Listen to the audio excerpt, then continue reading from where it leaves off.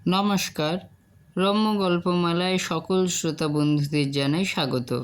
আপনাদের সাথে আমি রম্য মাইতি। আজ শোনাতে চলেছি প্রখ্যাত সাহিত্যিক শিবরাম চক্রবর্তীর লেখা হাসির গল্প ছারপোকা। অঙ্কনে দিলীপ দাস, গল্প পাঠে আমি রম্য মাইতি। শোনাতে চলেছি আজকের গল্প ছারপোকা। ছারপোকা আমি মারিনি, মারতে পারিনি। মারতে মারতে হাত ব্যথা হয়ে যায়, কিন্তু ওদের মেরে শেষ করা যায় না। তাছাড়া মারলে এমন গন্ধ ছাড়ে বিচ্ছিরি, শহীদ হয়ে ওরা অমন সৌরভ ছড়ায় আমার কীর্তি আর ওদের সৌরভ, যাতে আমাদের উভয় পক্ষকেই ঘায়েল হতে হয়। প্রাণ দিয়ে ওরা আমাদের নাক মুলে দিয়ে যায়, যা নাকি কানমূলের চেয়েও খারাপ। এই কারণেই আমি ছারপোকা কখনো মারিনি।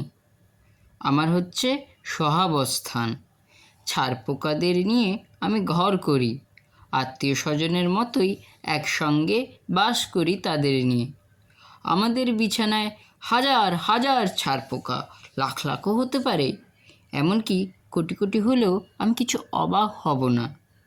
কিন্তু তারা আমায় কিছু বলে না, আমিও তাদের মারি নে, তারাও আমায় কামড়ায় না। অহিংস নীতির গান্ধীবাদীর উজ্জ্বল আবাদ আমার বিছানায়। আমি করেছি কি, একটা কম্বল বিছিয়ে দিয়েছি আমার বিছানায়। কম্বলের ঝুল চৌকির আধখানা পায়া অবধি। চৌকির ফাঁকে ফোকরে তো ওদের অবস্থান। আমার গায়ে এসে পড়তে হলে তাদের কম্বলের এবড়ো খেবড়ো পথ ভেঙে আসতে হবে পশমের জঙ্গল ভেদ করে। কিন্তু সেই উপশমের উপর নির্ভর না করেও আমি আর একটা কৌশল করেছি। চৌকির চারিদিকে কম্বলের ঝুল বরাবর ফিনাইলের এক পোঁচ লাগিয়ে দিয়েছি। রোজ রাত্রেই শোবার আগে নিপুণ তুলির দক্ষতায় একবার করে লাগাই। তাই দিয়ে কম্বলের তলার দিকটা কেমন চটচটে হয়ে গেছে। যা হোক কি, তাতে আমার চটবার কোনো কারণ নেই।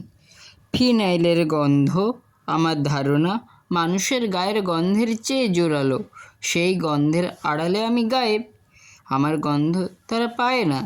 চৌকির উপরে যে আমি, তা তারা টের পায় না। তাদের মধ্যে যারা ভাস্কো ডা গামা কি কলম্বাস গোছের, তারা হয়তো চৌকির তলার থেকে বেরোয় আমার আবিষ্কার উদ্দেশ্যে, কিন্তু ফিনাইলের বেড়া অবধি এসে ঠেকে যায় নির্ঘাত, এগুতে পারে না আর। তাদের নাকে লাগে, তারপর আরও এগুলে পায়ে লাগে। ফিনাইলের কাদায় তাদের পা এঁটে বসে যায়, শক্তিহীন হয়ে পড়ে। শেষ পর্যন্ত চটচটে কম্বলের সঙ্গে তাদের চটাচটি হয়ে যায় নিশ্চয়। বিশ্ব সংসারের উপর তিতি বিরক্ত হয়ে তার ওইখানে জবরজং হয়ে খাড়া থাকে। বছরের পর বছর আমার রক্ত না খেয়ে তারা যে কি করে বেঁচে আছে, তাই আমার কাছে এক বিস্ময়। সেই রহস্যের আমি কিনারা পাইনি এখনো। যাকে উপসী ছারপোকা বলে আমার মনে হয়, সেই রকম কিছু একটা হয়ে আছে তারা। তা থাক, তারা সুখে থাক, বেঁচে থাক, ওদের আমি ভালোবাসি। তারাই আমাকে একবার যা বাঁচিয়ে দিয়েছিল। সকালে সবে খুর নিয়ে বসেছি, আমার বন্ধু বৈদ্যনাথ হন্তদন্ত হয়ে হাজির। পালাও পালাও, করেছ কি, বলতে বলতে আসে। পালাবো কেন, দাড়ি কামাচ্ছি যে। আরে, হরেগেষ্টদা এসেছে, এসে উঠবে তোমার এই বাসায়, সে জানায়। এখানে আস্তানা গাড়বে। সস্তা না, দাড়ি কামতে কামতে বলি, সস্তা নয় অত। গতবার যখন কলকাতায় এসেছিল, উঠেছিল আমার ওখানে। যাবার সময় বলে গেছে, আর এলে তোর বাসাতেই উঠবো, আর তোকে যদি বাসায় না পাই তো উঠবো শিবুর কাছে, বলে সে একটু দম নেয়। তারপরে ইঞ্জিনের মতো হাঁপ ছাড়ে একখানা। আজ সকালে আমার এক টিটিআই বন্ধুর সঙ্গে দেখা করতে গেছিলাম শিয়ালদায়। স্টেশনের প্ল্যাটফর্মে পা দিয়েছি, দেখি কিনা হরকেষ্টদা ব্যাগ হাতে নামছে ট্রেন থেকে।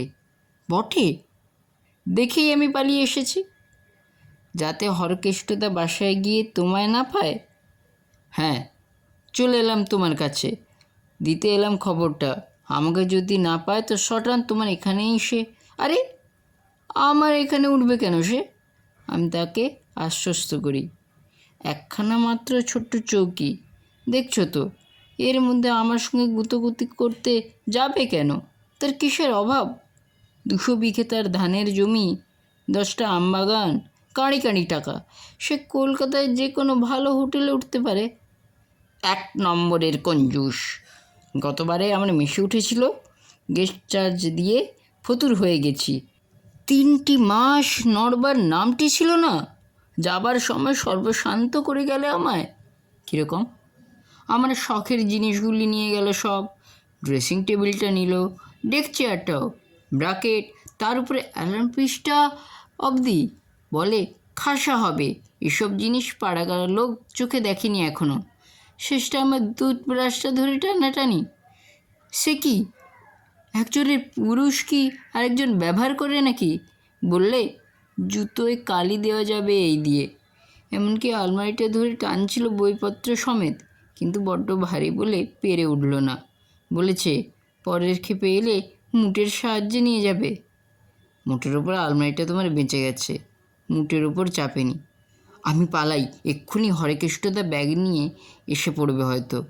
সে ব্যগ্র হয়ে ওঠে। বাড়ি যাবে এক্ষুনি? বসো, চা খাও। বাড়ি? আজ সারাদিন নয়, খুব গভীর রাত্রে ফিরব বাসায়। আমি ভাই এখন যাই। হরেকৃষ্ণদার ভয় বাসাতেই ফিরবে না আজ? সারাদিন থাকবে কোথায়? আমি জিজ্ঞেস করি। হরে কেষ্ট, হরে কেষ্ট, কেষ্ট কেষ্ট, হরে হরে করে ঘুরে বেড়াবো রাস্তায় রাস্তায় বলে সে আর দাঁড়ায় না। দাঁড়ি গামিয়ে মুখ ধুতে না ধুতে হরেকৃষ্ণদা হাজির। আসুন আসুন হরেকৃষ্ণদা, আস্তে আজ্ঞা হোক। আমি অভ্যর্থনা করি। আমার কি ভাগ্য, আজ আপনার পায়ের ধুলো পড়ল। বদ্রীনাথকে বাসায় পেলাম না, তাই তোর কাছেই চলে এলাম। ব্যাগ নামিয়ে তিনি বললেন, আসবেন বই কি, 1000বার আসবেন। আপনি হলেন হরেকৃষ্ণদা, আমাদের গাঁয়ের মাথা। আমরা কি আপনার পর? তা নয়, তবে বদ্রীনাথ ছেলেটি ভালো, তার ওখানেই উঠি। আমাকে পেলে সে ভারী খুশি হয়। আমি কি অখুশি? বসুন, চা খান। চা নাই? জিলিপি, সিঙ্গাড়া, কচুরি, কি খাবেন বলুন? যা ইচ্ছান। চাটা খেয়ে চান করে 2টি ভাত খেয়ে বেরোবো একটু। কলকাতায় এসেছি, এবার তোর এখানেই থাকবো ভাবছি। বদ্রীনাথকে পেলুম না যখন, তা থাকুন না যতদিন খুশি। দাঁড়ান, চাটা আনাই। পোর্টম্যান্টো খুলে পয়সা বার করি। ও মা, এ কি, বাক্সর চাবি কোথায়? খুঁজে পাচ্ছি না তো। চাবিটা ফেললুম কোথায়? ভাঙতে হবে দেখছি বাক্সটা। চাবিওয়ালা কোথায় পাই এখন? ভাঙতেই হবে দেখছি। না না, ভাঙবি কেন বাক্সটা? দুবেলা চাবিওয়ালা হেঁকে যায় রাস্তায়। চাবি করিয়ে নিলেই হবে। বেশ পোর্টম্যান্টোটি তোর, ভাঙবি কেন? আমায় দিয়ে দিস বরং, দেশে নিয়ে যাব। শুনে আমি হাঁ হয়ে যাই। নিজের চাবি নিজেই সরিয়ে ভালো করলাম কি না খতিয়ে দেখি। এখন টাকার দরকার তোর? দিচ্ছি না হয়। গোটা 5 দাও তাহলে। 5 টাকা? ব্যাগ খুলে তিনি বলেন, 5 টাকা তো নেই রে, 10 টাকার নোট আছে। তাই দাও তাহলে, পরে বাক্স খুলে তোমায় দেবো ক্ষণ। হরেকৃষ্ণদার পয়সায় চা, কচুরি, সিঙ্গাড়া, জিলিপি, জিভে গজা, রাজভোগ, দরবেশ বসানো যায় মজা করে। দুপুরের আহার সেরে হরেকৃষ্ণদা বলেন, যাই এবার একটু বদ্রীনাথের বাসা থেকে ঘুরে আসি। সে আমাকে একটা আলমারি দেবে বলেছিল। আধুনিক ডিজাইনের আলমারিটা, দেখতে বেশ। তার উপরে রবি ঠাকুরের বই ঠাসা।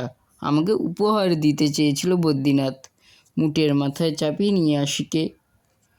সেই যে বেরিয়ে গেলেন হরেকৃষ্ণদা, ফিরলেন রাত 10টায়। হায় হায় করতে করতে এলেন। কোথায় গেছে বদ্রীনাথটা? সারাদিন দেখা নেই। বাসার লোক বলল সকালে বেরিয়েছে, কিন্তু এই রাত 10:30 অবধি অপেক্ষা করে করে করে এতক্ষণ বদ্রীনাথের বাসাতেই ছিলেন তাহলে? না, বাসায় থাকবো কোথায়? ওর ঘরে তো চাবি বন্ধ। কার ঘরে থাকতে হবে? বাসার সামনে একটা চায়ের দোকানে বসে বসে এতক্ষণ কাটালাম। সেই দুপুরবেলার থেকে এতক্ষণ শুধু শুধু কি বসতে দেয়? বসে বসে চা খেতে হলো। 300 কাপ চা খেয়েছি, এন্তার খেলাম। খান 50 টোস্ট, 2.5 ডজন অমলেট, সব বদ্রীনাথের অ্যাকাউন্টে। খেয়েছি আর নজর রেখেছি বাসার দরজায়, কখন সে ফেরে। কিন্তু না, এতক্ষণেও ফিরল না। তাহলে আর কি করবেন? খেয়ে দিয়ে শুয়ে পড়ুন এবার। না, কিছু খাবো না। যা খেয়েছি তাতেই অম্বল হয়ে গেছে। 300 কাপ চা, বাপ, জীবনে কখনো খাইনি। না, কিছু আর খাবো না, শুয়ে পড়বো শটান। মেজে আমার বিছানা করে দে। আছে তোর বাড়তি বিছানা? আমি তো বেডিং ফেডিং কিছু আনিনি। এই মেজে, এইখানে মাদুর টাদুর যা হোক কিছু বেতে দে না হয়। তুমি মেঝে শোবে? তুমি বলছো কি হরেকেষ্টদা? অমন কথা বলো না, ভাব হবে আমার। তুমি আমার চৌকিতেই শোবে, আমি ওই কম্বলটা বিছিয়ে শোবক্ষণ মেঝে। বলে আমি ফিনাইল লাঞ্ছিত কম্বলটা বিছানার থেকে তুলে নিয়ে মাটিতে বিছোই, আর চৌকিতে তোষকের ওপর ধপধপে সাদা চাদর পেতে হরকেষ্টতার জন্য পরিপাটি বিছানা করে দিই। হরেকেষ্টদা শুয়ে পড়েন, আমিও আলো নিভিয়ে শুয়ে পড়ি। শুতে না শুতে হরেকেষ্টদার নাক ডাকতে থাকে। রাত বোধ হয় 12টা হবে তখন। দারুণ একটা চটপটে আওয়াজে আমার ঘুম ভেঙে যায়। কি ব্যাপার? হরেকেষ্টদার নাক আর ডাকছে না, খালি মাঝে মাঝে চটাস চটাস চট, চটাস চট, চটাপট চটপট চটপট শুনতে পাচ্ছি। ওরে ওরে শিবু, আলোটা জ্বাল তো। আলো জ্বালা যাবে না হরেকেষ্টদা, 11টার পর মেন সুইচ অফ করে দেয়। কি কামড়াচ্ছে রে? ভয় করে কামড়াচ্ছে। দেশলাই আছে তোর? দেশলাই কোথায় পাবো? আমি কি সিগারেট খাই? তাহলে মোমবাতি? বাজারে। কি সর্বনাশ! টর্চ আছে, টর্চ? রাত দুপুরে কেন এই টর্চার? ঘুমন। ঘুমোবো কি রে, জ্বালিয়ে খাচ্ছে যে। বাঁ পাশটা যে জ্বলে গেল রে। বাঁ পাশে শুয়েছিলাম, পা থেকে ঘাড় পর্যন্ত জ্বলছে। পাশ ফিরে শো? পাশ ফিরে শোবো কি রে? শুতে কি দিচ্ছে? উঠে বসছি, বসতেও দিচ্ছে না, ভীষণ কামড়াচ্ছে। কি কামড়াচ্ছে রে? কে জানে, আমি নিস্পৃহ কণ্ঠে বলি। কি আবার কামড়াবে? এ তো দেখছি খুন করে ফেলবে আমায়। একদম তিষ্ঠতে দিচ্ছে না। কি পুষেছিস তুই? তুই জানিস? ছাড় পোকা নয় তো রে? ছাড় পোকা? অসম্ভব। আমি একদিন ধরে শুচ্ছি, আমি তাহলে কি টের পেতুম না? তুই ওরা কুম্ভকর্ণ। না, বিছানায় কাজ নেই আমার, আমি বারান্দায় গিয়ে দাঁড়াই। তিনি বিছানা ছেড়ে বারান্দায় গিয়ে দাঁড়ালেন। সারা রাত দাঁড়িয়ে থাকলেন ঠায়। সকালে আমি উঠে দেখলাম তিনি তো আগের থেকেই উঠেছিলেন। তিনি দেখলেন কেবল চৌকির ওপর হাজার হাজার মৃতদেহ, ছাড় পোকার। হরকেষ্টদার চাপে আর চটাপট চাপড়ে ছাড় পোকাদের দেহাবশেষ। ইস, তুই এখানে থাকিস কি করে রে? এই বিছানায় ঘুমোবো কি করে?